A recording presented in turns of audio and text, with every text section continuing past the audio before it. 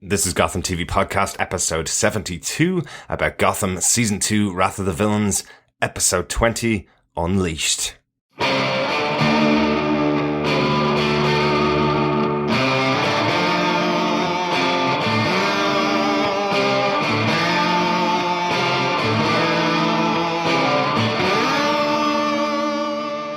Hey, this is Drew Powell. I play Butch Gilzean on Gotham, and you are listening to Gotham TV Podcast.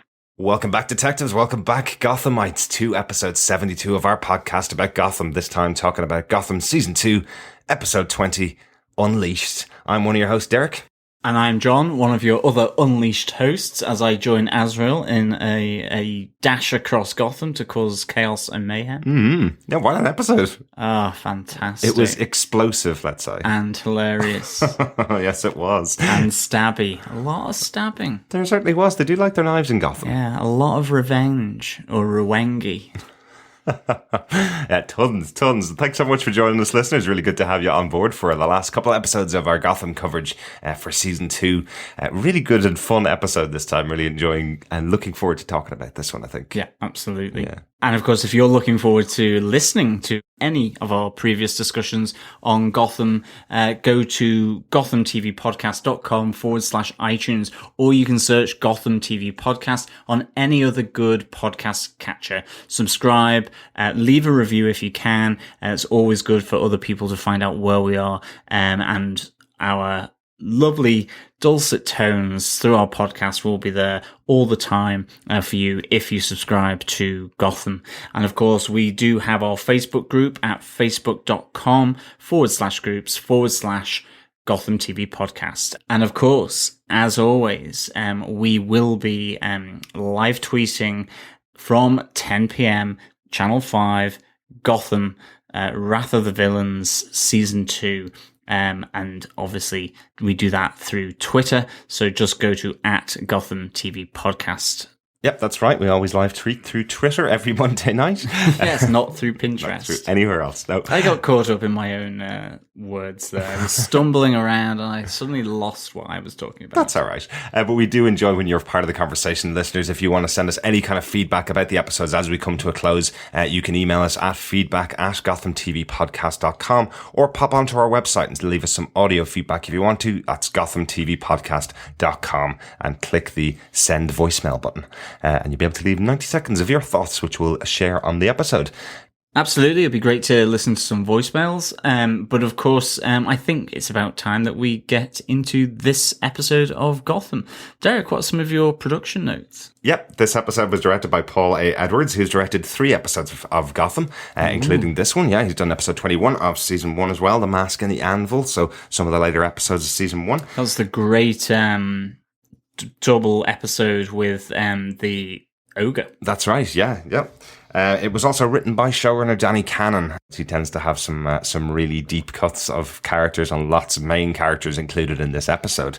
And some great music as well at a really great point in the episode. Very true, very true. John, do you want to tell us what Danny Cannon gave us for this episode? Sure. Professor Hugo Strange is still under suspicion from the GCPD after the attack by former dead Mayor Theo Gallivan on Captain Bonds, whose condition is now critical in hospital. Taking up the mantle of Captain, Harvey Bullock arrives with Jim Gordon at Arkham Asylum with a warrant to inspect Professor Strange's office.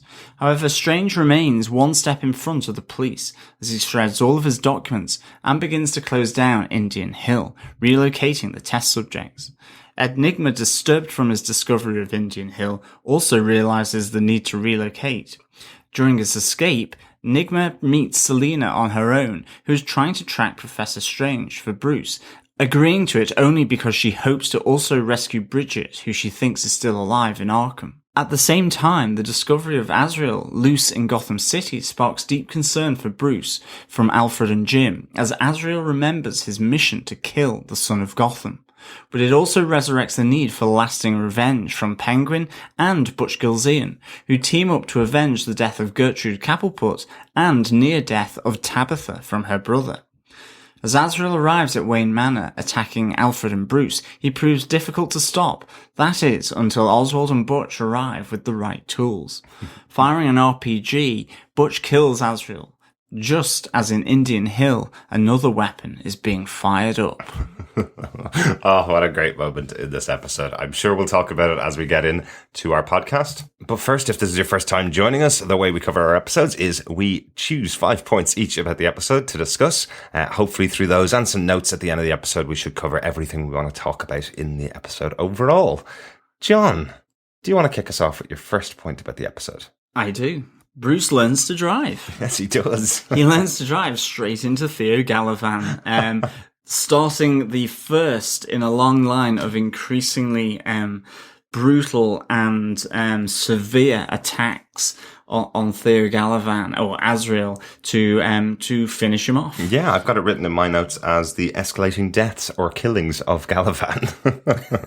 I thought this was really good. Again, this double bluff where he leaves the shoes so it looks like he's hiding behind the car. Mm-hmm. And then he revs up that engine. Garage full of some pretty nice looking cars. Not that you could see too much, it was pretty dark. But he revs up that engine and goes careering at Azrael. Really, really like this, but only to find that he cannot find any sight of the body, or in fact, any blood splatter on the windscreen. He didn't even get to use the window wash in this moment. Yeah, there's not much blood in Gotham generally from these kind of accidents. I'm not sure whether there's much blood left actually going round the body of Galavan. Although the insistence of Harvey that he does bleed, we don't get to see too much of it in this episode, despite a bunch of bullet holes and some other things that happen to him in this final scene. But yeah, really like that Bruce here gets to take a little driving lesson from his garage right through Galavan. Absolutely. And we do see as well Azrael learns to whip as well. Yes, he does. Yeah, Indiana Jones-esque around the throat of the young Bruce Wayne. I did really like the scene. I liked how that overall scene was directed as Bruce looks under his car trying to find Galavan, and he's disappeared and then appears right behind him in the scene. It really did feel like something out of a horror film. You know, it was just nicely done. I know it's the actual tone of the episode this time I thought was a little lighter than normal. There were some very funny moments within the episode, which I'm sure we'll talk about. But that particular moment in the scene I actually thought worked really well when Galavan appears behind the car. I thought that was quite cool. Yeah, definitely. I think it was really just a nice little moment. And I think, to be honest, sort of that increasing violence on Azrael, it was nice that it was done in a slightly light-hearted way, even though there was a serious reason behind it all. I definitely thought it was nice that they did keep it light. Because, otherwise it could have been overly intense, I think. I mean, it's funny, actually, the last episode that Danny Cannon did write, I wasn't necessarily a big fan of it, even though I liked aspects of the two storylines. That was when Jim was in Blackgate, and of course there was also then Oswald with his now adopted family, or previously adopted family, whilst his father was still alive. Yeah. I really kind of enjoyed elements of that episode, but it didn't work overall for me, whereas this just seemed to come together, and it was a really, really good episode. And in particular, I think this escalation against Azrael, the revenge coming from left and right, really, really added to just a great feeling about this crescendo of Azrael unleashed on Gotham. Yeah, I think you're right. It does kind of speak to our point on that episode when we reviewed it, saying that we didn't like the episode overall because of the fact there were so few characters dealt with. When Danny Cannon gets to play with all the toys in the toy chest like this episode, it's so much more fun and so much more enjoyable, really, isn't it? Definitely enjoyed that. Which does bring me to, obviously, because we've started here with the attacks on Galavan, this final moment with Oswald and Butch arriving, Butch carrying a rocket launcher, and Oswald carrying an umbrella is fantastically funny. Oh, it's fantastic. Really, really enjoyable, especially because Oswald picks up on a point that we mentioned before. I think you said, what's going to happen next time they meet? Where's he going to shove that umbrella? He specifically says to him, I put it down your throat last time, it didn't stay there. Maybe I'll shove it somewhere else this time. So yes, they've been listening, Tom. Yeah, there's certainly not going to be anywhere where they can stick it after what Butch does to Azrael. Oh my God. Like, I thought the music, I just thought the whole setup, was just fantastic. And a bit like the "Oh crud" moment from Ed Nigma in the snow, I just thought James Frain's reaction of "Oh" was like, and then the rocket being fired from the RPG, absolutely fantastic. And just the whole aspect of it, like with Butch going, "Hi fellas," absolutely, just topped off with his really polite hello to the guys. Yeah, really enjoyed that little moment, and great to see Butch back. I think just to kind of go into the other little points about Butch as well, really like having the character of Butch Gilzean, our introducer for the show, obviously, back on the screens. His first moment where we find out that he has actually kicked Barbara out because of her channel changing habits in last week's episode, and he is in a proper relationship with Tabitha. So that has actually come to fruition. We knew that they were hanging around and they were watching TV together and ruling as the king and queen of Gotham. But he has the relationship with her. She is going to leave him because of what she thinks is going to happen with Azrael returning, or her brother returning. And we see Butch plead with her not to leave him. So nice to see a bit of character development with him. The one thing I did wonder was when he was speaking to her saying, you're the only one that will look me in the eye when you talk to me. You're the only one who likes how I look. I didn't think I was going to feel this way again. Do you think he's talking about Fish Mooney? I think so. I think it's the relationship he had with Fish Mooney. That's what I picked up on it anyway. In that scene, thought that was quite a nice little moment with Tabitha. That at least they found true love after everything that's gone on. But don't stop. I was just getting all misty.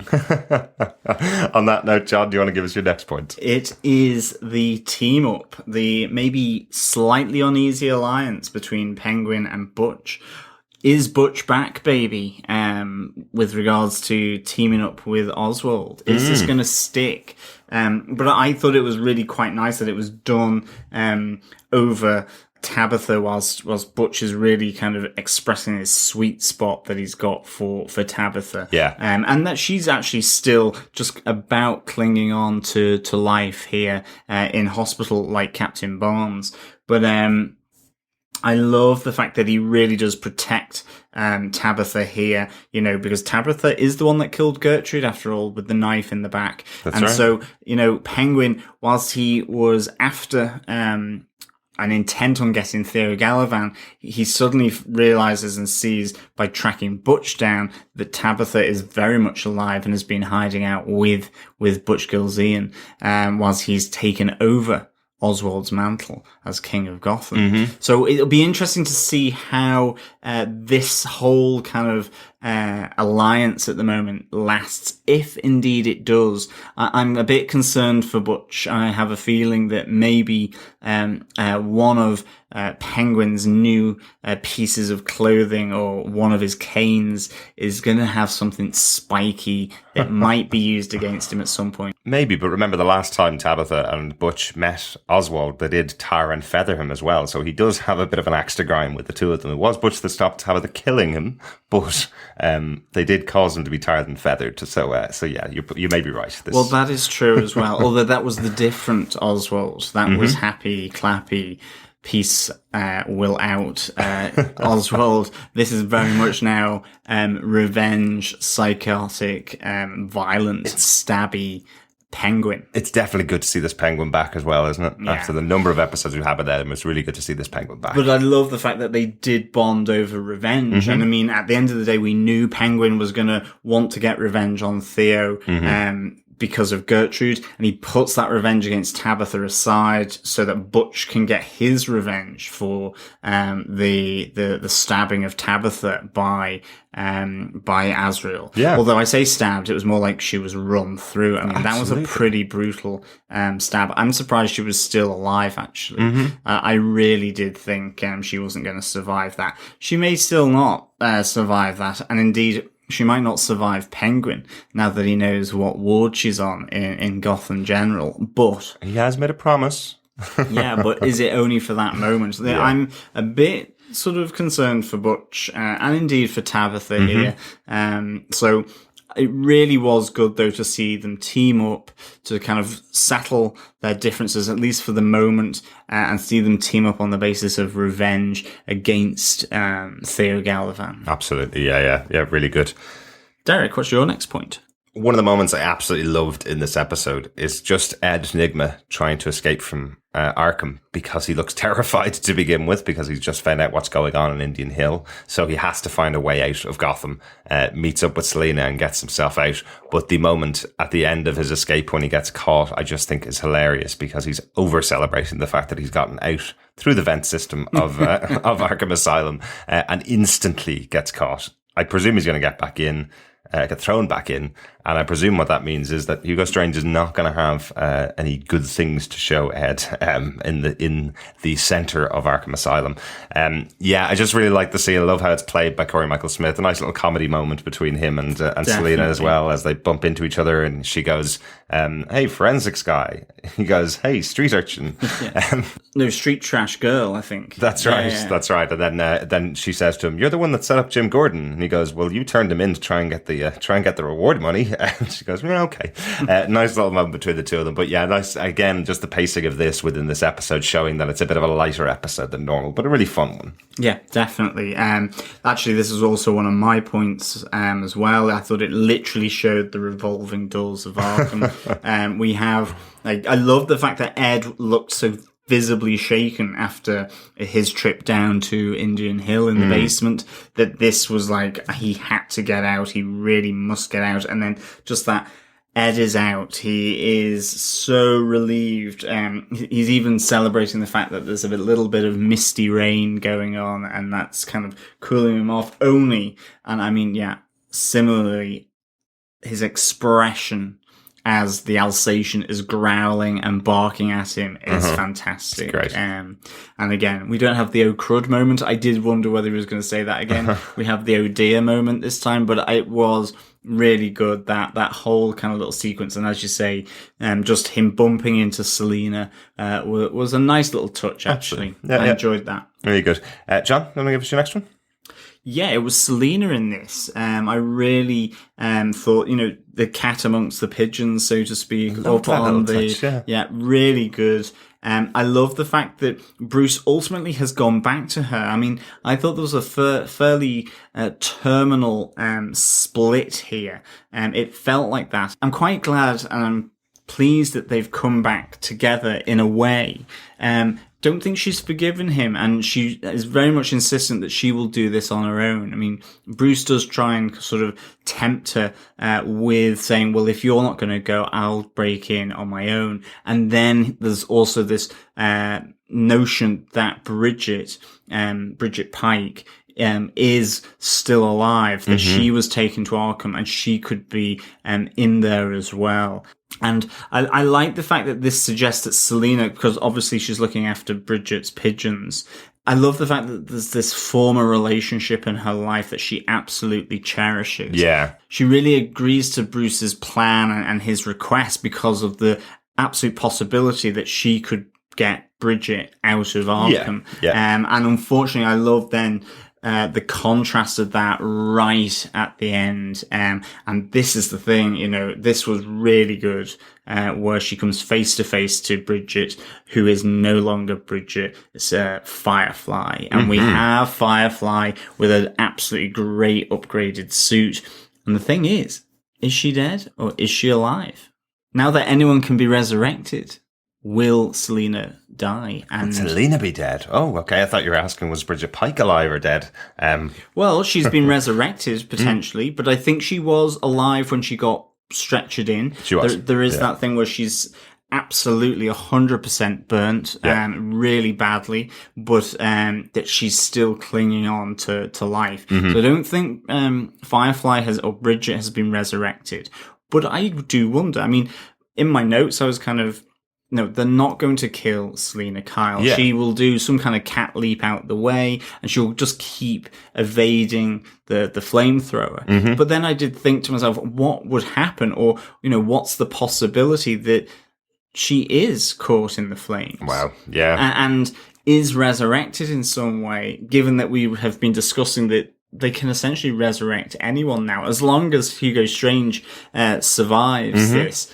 There is that method of bringing characters back, and maybe it does twist her to the more evil side of Catwoman or of Selina Kyle, that she then maybe begins to learn that she, the good within her again. But I don't know. Interesting, because that would explain why she can eventually forget all the things that she did with Bruce in this kind of timeline, that all the time she spent with him now, that she could forget that in the future because of some big moment in her life, possibly caused by Professor Strange, yeah. But I suspect that isn't going to happen. But I just thought it would be a really interesting theory if that was what was going to happen. And of course, we will find out soon enough. But I think it's too much of a change to a really big character, potentially. Yeah, I think she has to escape this one. Yeah, exactly. Yeah, really good, though. Really good moment. I loved Bridget Pike coming back. I loved seeing the new suit. So, Derek, what's your next point? Harvey Bullock. Harvey Bullock is now our new captain of the GCPD for the moment. Certainly is. For the moment. A mantle that he's not really wearing very easily on his shoulders. I do like this, that he, as the most senior member of the GCPD, he's getting the opportunity to become captain. I think it's pretty cool. I like his speech to the troops to kind of pull them up by their bootstraps and get them to go out and do anything and everything they can to find the attacker, I suppose, of Captain Barnes, who we now know is alive. We were wondering last week, was this the death of another captain? Luckily not. He is in hospital, healing up. But I do like that it is Harvey that gets this opportunity to stand in front of the troops and tell them to do anything. Only problem, he does say, I'm not a great speech maker. Jim says he did fine. And then Jim, taking his exact advice, is the one that breaks lots of laws, and again is not a member of the GCPD.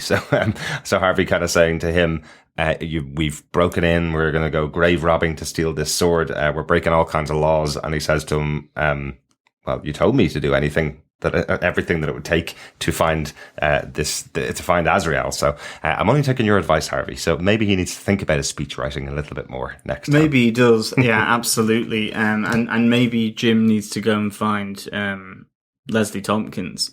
It's a bit odd. I mean, I kind of didn't mind it in this as much as I have done previously, but I mean, I almost thought, oh no, Jim has murdered Theo Gallivan again. He could potentially have just come off the hook. Yeah, after getting away with it. But he's done it again because he's done it as a civilian. He's jacked a car, a police car at the cemetery. The cop even says, you don't work here anymore, kind of thing. You can't do this. And he does it.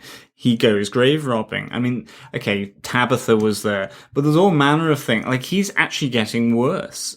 He needs to get reinstated into the GCPD because otherwise it will seem a bit strange. Even if he just says, I'm going to be a private eye or something like that. But at the moment, this is just civilian Jim essentially breaking a whole load of laws.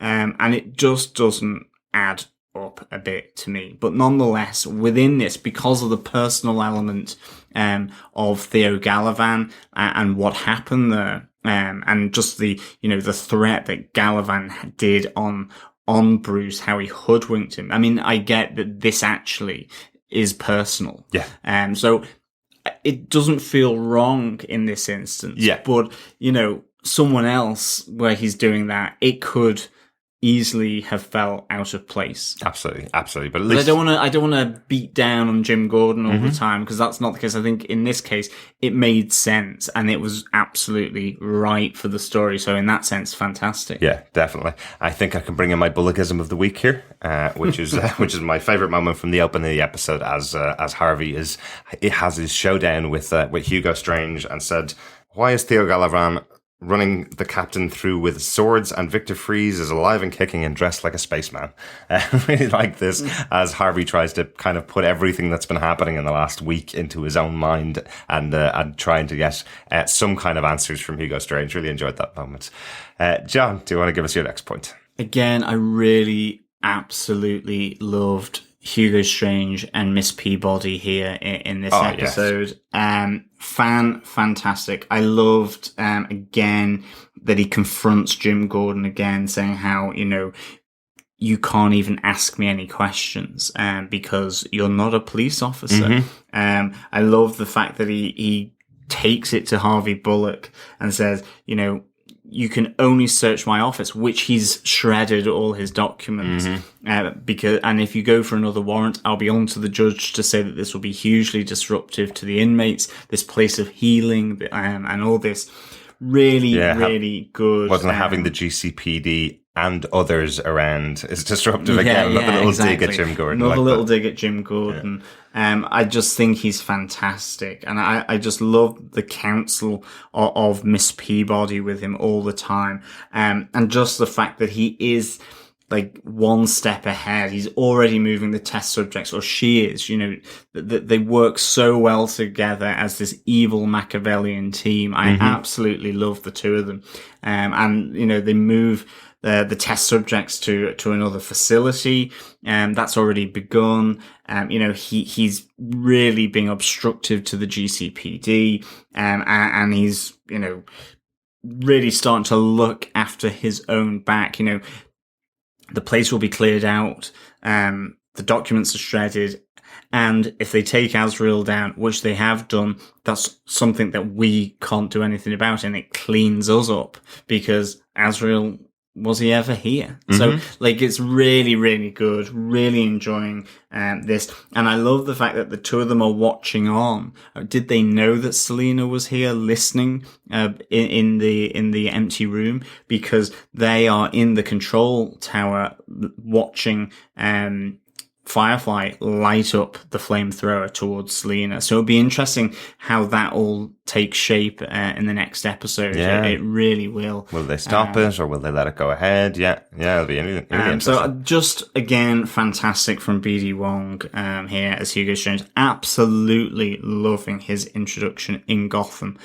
Without a shadow of a doubt, with him and Mr. Freeze, fantastic in terms of the bad guys. And I have to say again, just looking at Firefly, she looks superb in that new getup. Certainly. Did we see Killer Croc, the guy, the zombie kind of looking guy that Selena spotted when she was in the corridor down in Indian Hill? Yeah, that was a note of mine. I was wondering who it was. It had to be somebody. Was it Solomon Grundy? Was it Killer Croc? It was a big guy with his skin was kind of braised, or abrased. Is that the right word? Yeah, or maybe skin, rotting, or was it kind of almost like some kind of skin disease or skin flesh rotting, or was it scaling or something like that? I mean, and the eyes were sort of kind of a bright yellow, but so there was reference as well from Selena earlier on in the episode saying, zombies around Gotham,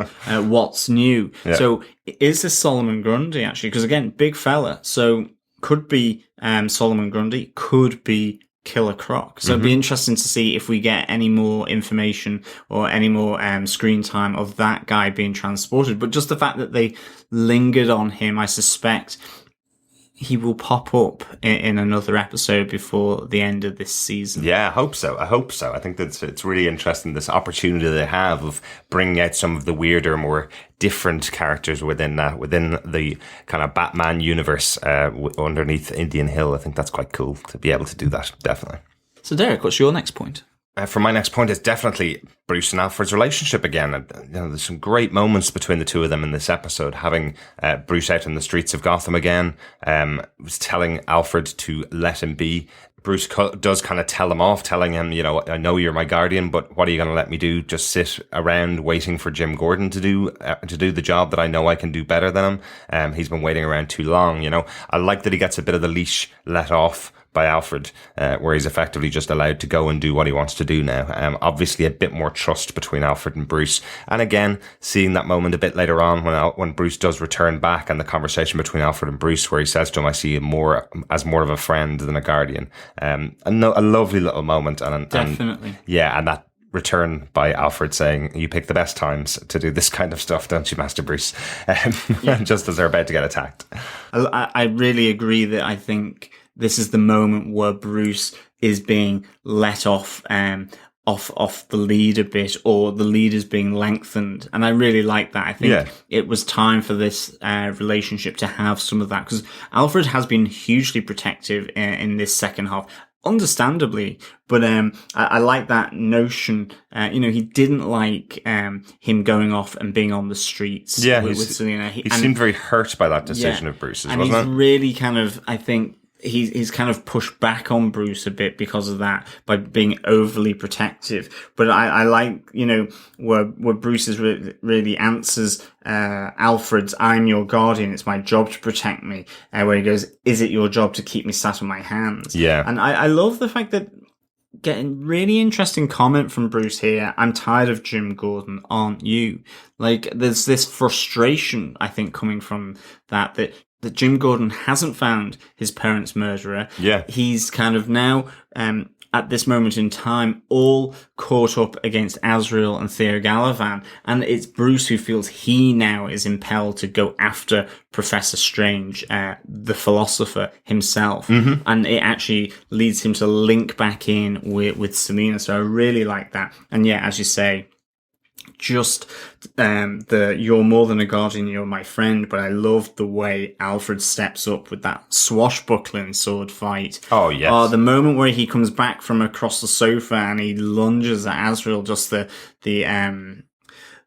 look in his face, the commitment to Bruce, I just think is done so well by Sean Pertwee. Mm-hmm. Really, really good. But I do wonder whether it's another trip to hospital for Alfred. Because I think he gets seriously... I thought he got the sword to his leg, but I think afterwards at the car, I don't think he is injured in that way. It just seems like he's got some kind of scrape on the head. Oh, that's from being thrown out the window. Yeah. So I just wondered whether we were going to see him in hospital, which would have been 3 people in Gotham in hospital: Barnes, Tabitha, and then Alfred. And the 6th time for Alfred being in hospital, I think, at this stage as well. Poor Alfred. But I love that kind of great moment between Alfred and Azrael, the fighting. Mm-hmm. I just thought the commitment from Alfred to protect Bruce, and even just where Bruce slides him the cutlass. That was cool, yeah. Really cool. Yeah. I must say, really loved that. Yeah, really enjoyed that. John, on that note, I think that was my final point. Do you want to give us your final point? Yeah, it was in the Dumas crypt. I really enjoyed this moment, this face-to-face moment between Tabitha and Theo Galavan, where she tries to get him to remember that he is her brother, that they were after, Bruce and all that, and it doesn't work like she intended. Ultimately, it sends him off on a secondary mission to kill the son of Gotham, to kill Bruce Wayne. And he recognizes then in her that she is a traitor to that mission by not continuing that quest. And so runs her through. I mean, as I said earlier on, I'm surprised she's in hospital, hooked up to the machines. Mm-hmm. I thought she was going to be dead. But I really liked the way that whole face-off occurred. I thought it was really needed between these two. They had to come face-to-face. Definitely. And this was a great payoff for that. I love that he says,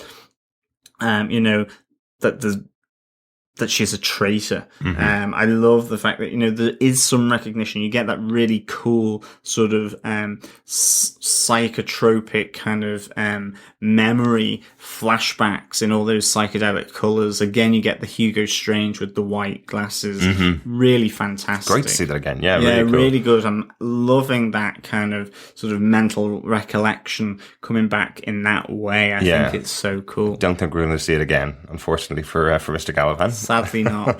but maybe for others. Maybe for others, yeah. The Mad Hatter, for example. Maybe. Or the bunnies. I do know what you mean about the attack on Tabitha here, I suppose. I didn't expect her to be getting out of it, especially because of the setup on the sword being 300 years old. It's the weapon of Azrael. It's got magical properties, is what she describes it as. So you would expect that a stabbing of that type would absolutely kill someone, the way it was set up. But that's... I suppose I'm really glad that didn't happen, because I love Tabitha as a character and I want to see more of her.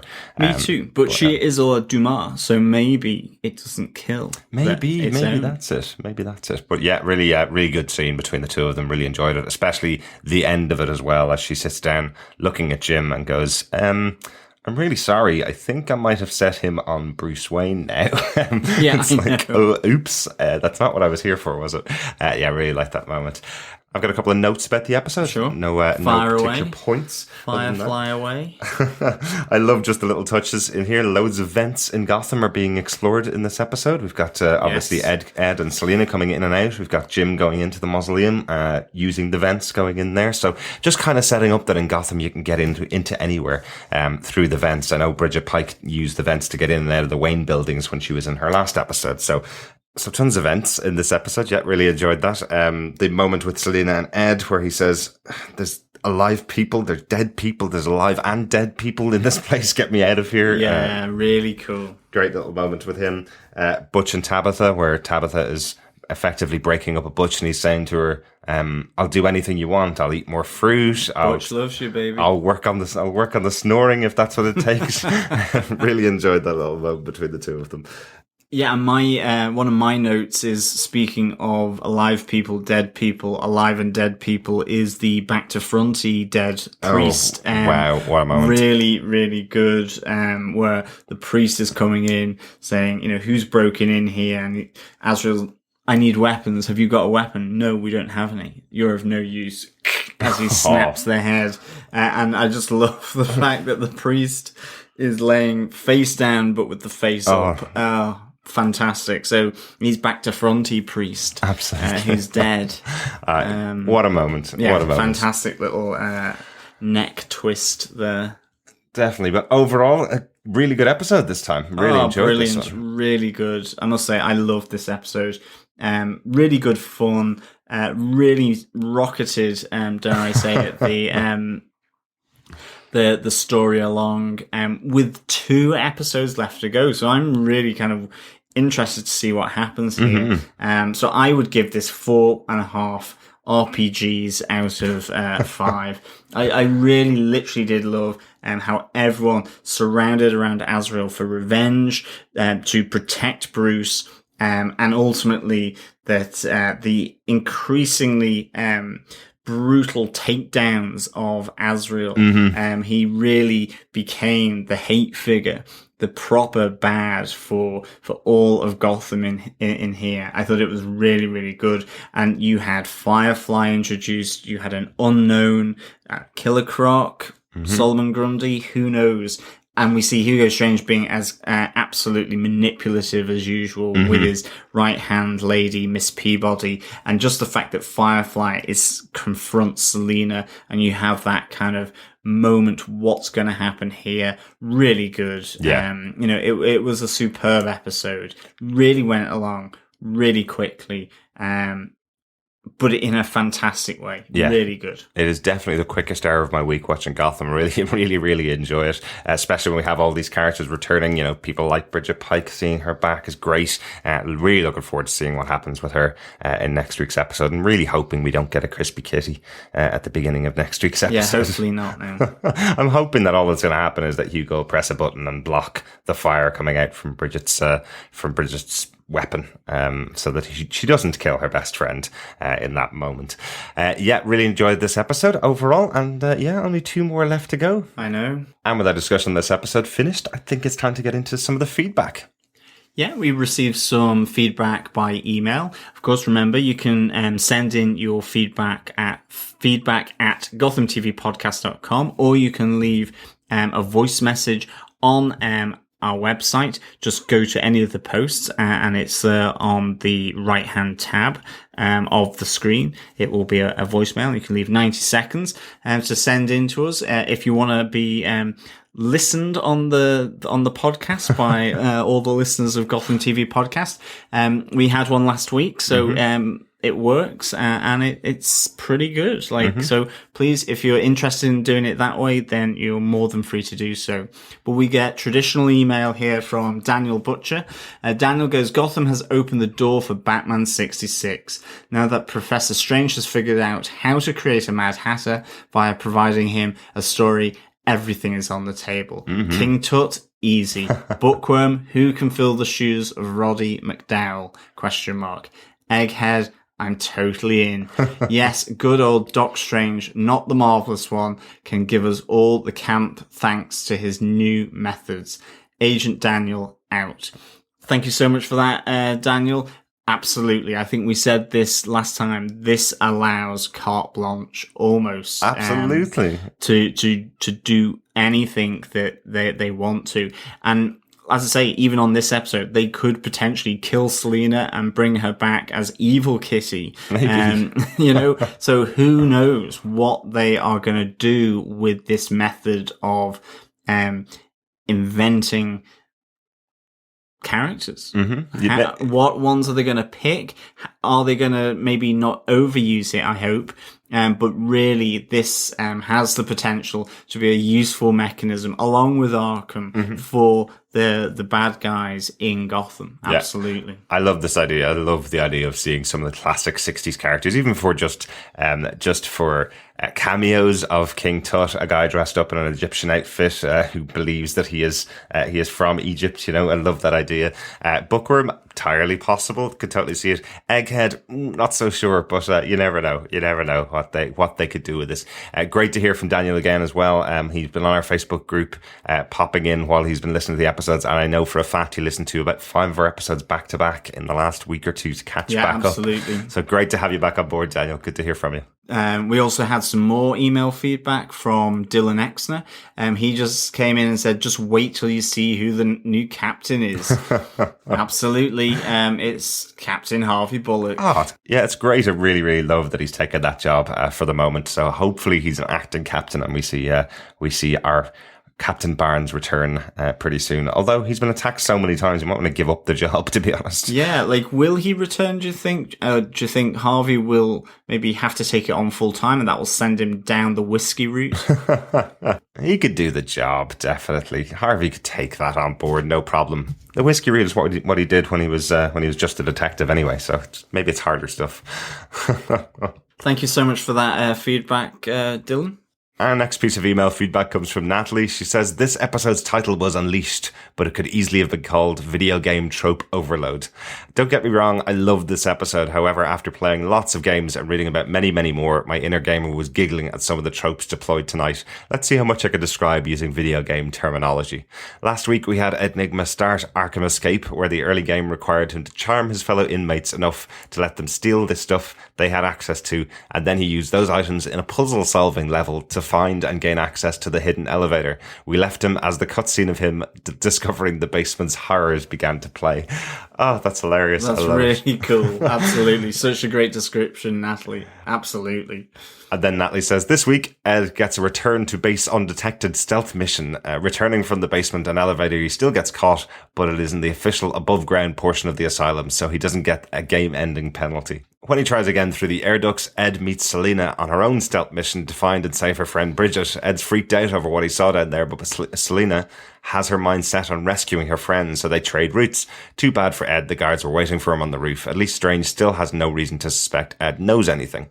Interesting point, actually. Yeah, I think I said earlier on in the episode that when he gets back in, that Strange will make him pay for what he's done.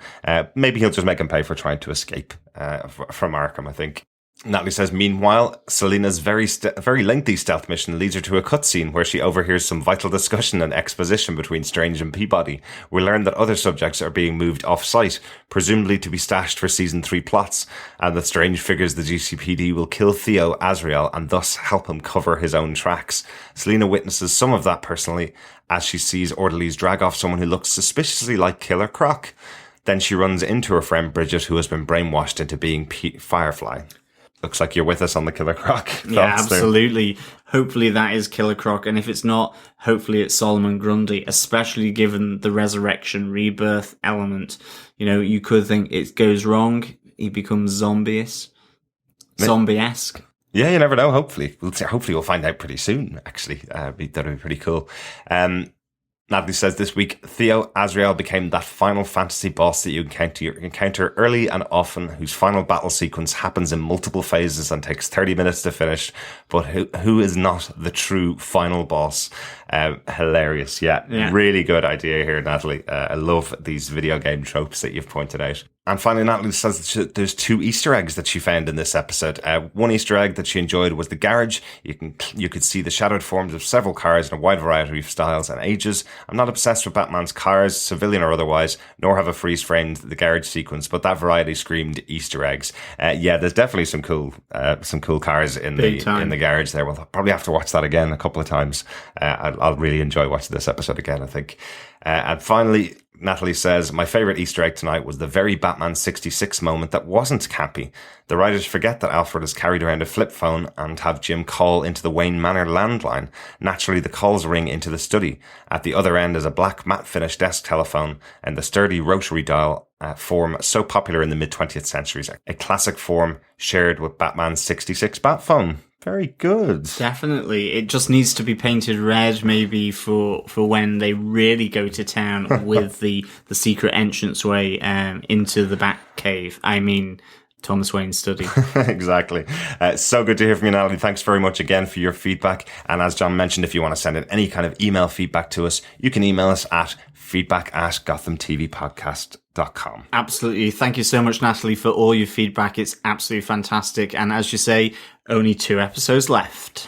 And finally, we have the Twitter feedback. You can tweet along with us on our Twitter handle at Gotham TV Podcast. Yeah, great night of live tweeting on Gotham this week. Claire Payne says, I realised Bruce has an impressive collection of cars. The hashtag Batmobile. Also, I'm going to miss Oswald shouting, where's Galavan? Absolutely, yeah. A great catchphrase from Oswald for most of the season. Not going to hear that one again, unfortunately. Full of Shade 88 says, I'm watching it now. It looks like Croc. Sean Lunn also says Croc, I think. So I think we may have gotten it incorrect. There may not be a possibility of it being Solomon Grundy that Selena saw when she was in Arkham Asylum. Everybody seems to be thinking Croc. You never know. Let's wait to see what we find out. Catherine Haverty says it was a great episode, especially the scene with Selena and Ed. The meeting of different characters, even in unusual places. Another great moment in the episode. Cahill Boyd says, and that, ladies and gentlemen, is how you make an entrance. Butch, Penguin, hashtag Bazooka. Totally agree with you. Great moment in the episode. Gotham Fan 876 said, Tabitha kind of deserved that stab. I would be like, this is for Gertrude. I think if it was Penguin giving the stab to her, totally agree with you. The fact that it's her brother who kind of put her in that situation with Gertrude, maybe not, as deserved. And I do like Tabitha, so I'm glad that she is in hospital, hopefully recovering from the stab wound. Lisa McGuinness says, love the quote. If he wanted to wear leather, he should have just worn leather. This is Gotham. A great quote from Oswald. Really enjoyable. Can't believe we didn't call it out throughout the episode. Good catch there, Lisa, as well. Completely forgot. We did mention it, obviously, while we were live tweeting and then completely forgot about it for the podcast. So good catch. Thanks for that. And finally, Claire Payne tweeted, was that a Batman Returns moment when Selena stood up slowly? Hashtag Catwoman. Yeah, really good catch there, Claire. We have mentioned a couple of times how like Michelle Pfeiffer, Cameron Bicondova looks. So really good that they've done a little callback to Batman Returns. Excellent tweets. Really enjoyed those. Thanks very much for those. And thanks very much for all of the feedback that we received this week. Great to hear from everybody on these episodes as we're closing out. Absolutely. Next couple of weeks are going to be lots of fun. I'm going to be travelling over to London for the Gotham on 5 special presentation in London on next Tuesday. Lucky duck. Yeah, I have no idea what's ahead of me, but really looking forward to it. And luckily, John isn't going to be left out because we will be going to Star Fury in Blackpool to go and meet Robin Lord Taylor and Cameron Bicondova and Drew Pell. Absolutely. Say hello to everyone for me over in London. I will definitely. Well, join us again next week for episode 21 of Gotham, the penultimate episode of The Wrath of the Villains. Really looking forward to that one. Absolutely. Thank you so much for listening, and we'll speak with you again next week. Thanks. Bye.